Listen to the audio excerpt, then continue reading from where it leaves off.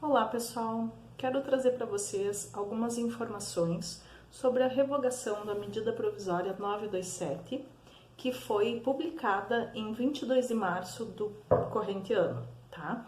Então essa medida provisória abordou algumas alternativas trabalhistas para enfrentamento do estado de calamidade pública nacional, tá? Então, decorrente do coronavírus.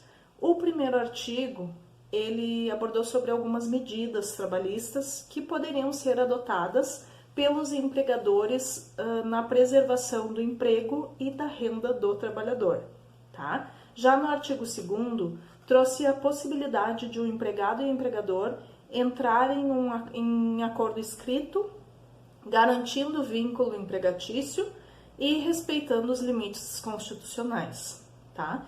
O artigo 3º abordou sobre as medidas como teletrabalho, antecipação das férias individuais, concessão de férias coletivas, entre outros aspectos, tá? Então, ocorre que agora, dia 19 de julho, a MP foi revogada, tá? Ou seja, ela perdeu a sua validade, pois não foi votada a tempo, não virou lei.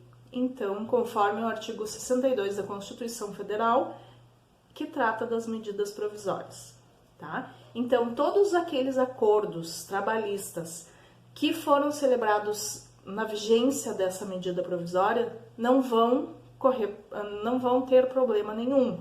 Vai estar vigente, sim, quando celebrado até a data de 19 de julho de 2020, tá? O que foi acordado durante a vigência da medida provisória vai estar valendo, tá? O que acontece? A partir do dia 20 de julho, não está mais sendo válida acordos referentes à medida provisória, ou seja, a partir do dia 20 de julho, voltou a seguir a CLT, tá?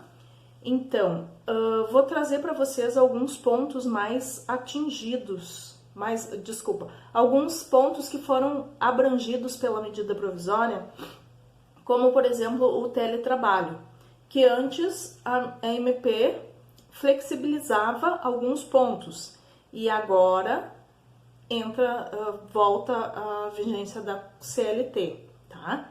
Então, que teve a reforma trabalhista em 2017, né? Que incluiu os artigos 75A ao 75E da CLT, tá? Então, a CLT já previa o teletrabalho mediante a concordância das partes com o consentimento mútuo do empregado, tá? Então, a MP previu o teletrabalho, porém, por parte do empregador, garantir todos os aspectos para que esse empregado mantivesse o seu trabalho pelo teletrabalho, tá? Então, agora as normas voltam às regras da CLT, tá? Então, o empregador que quiser colocar o empregado em regime de teletrabalho deverá ter a concordância do empregado e terá que ser feito um aditivo no contrato de trabalho, que daí fica tudo certo igual, tá? E aqueles contratos, voltando a frisar, que foram pactuados durante a vigência da medida provisória ficarão no mesmo sentido, tá? Terão a validade, sim, e vai ser mantido conforme o acordo feito entre empregado e empregador.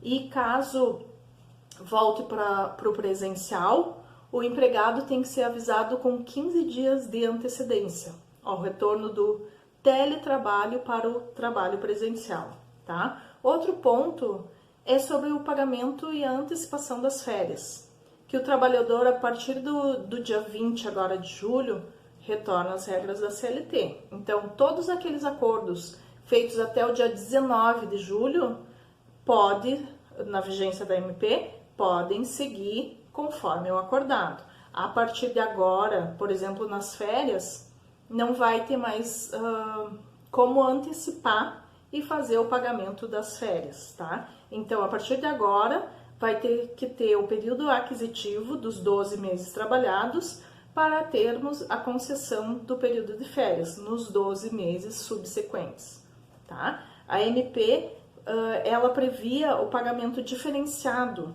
da parcela de férias e agora volta a ser pago na normalidade, como era antes, tá? Até 2 dias antes do gozo das férias. Quanto ao banco de horas, tá? Dentro da vigência da MP, podia ser compensada as horas dentro de 18 meses, de até 18 meses, contado da data do encerramento da calamidade pública. Ou seja, o Decreto Legislativo número 6 reconhece que o estado de calamidade vai até 31 de dezembro de 2020. É uma questão bem polêmica, tá? E que vai depender da interpretação de cada um.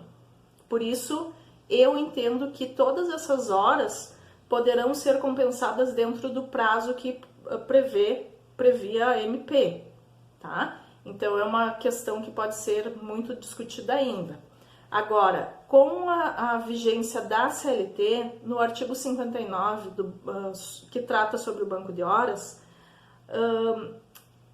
o empregado tem até 6 meses para compensar essas horas. Ou seja, se tiver em acordo ou convenção coletivo, ele pode ser compensado até 12 meses, tá? Então, mais uma observação é sobre o acordo quanto à realização de exames médicos ocupacionais, exames médicos clínicos e complementares, exceto os exames demissionais, tá? No artigo da MP, ele foi suspenso, tá? E a partir de agora, dia 19, a empresa deve ter cautela, tá? Para voltar a agendar todos esses exames que ficaram pendentes, porque para não correr risco de tomar multa, enfim, alguma outra penalidade, né? Para não ter essa incidência.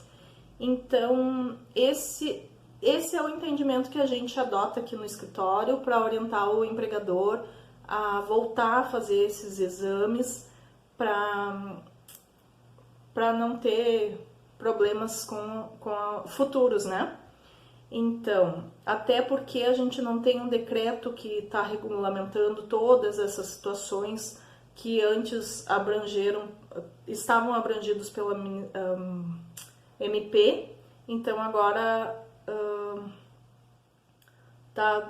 vamos seguir a CLT para não termos problemas imediatos. Então, o ideal seria que tivesse um novo decreto para estabelecer, para regulamentar todas essas questões que ficaram pendentes, para que a gente tivesse um norte para seguir de maneira mais correta, né? Mas, enquanto isso não vem, a gente continua seguindo a CLT. Obrigada, então, pela atenção de vocês. Espero que todos fiquem bem, fiquem em casa, só saiam quando necessário. Tomem as precauções necessárias e use máscara, álcool gel, mantenham o distanciamento, tá? Obrigada a todos pela atenção e até o próximo vídeo.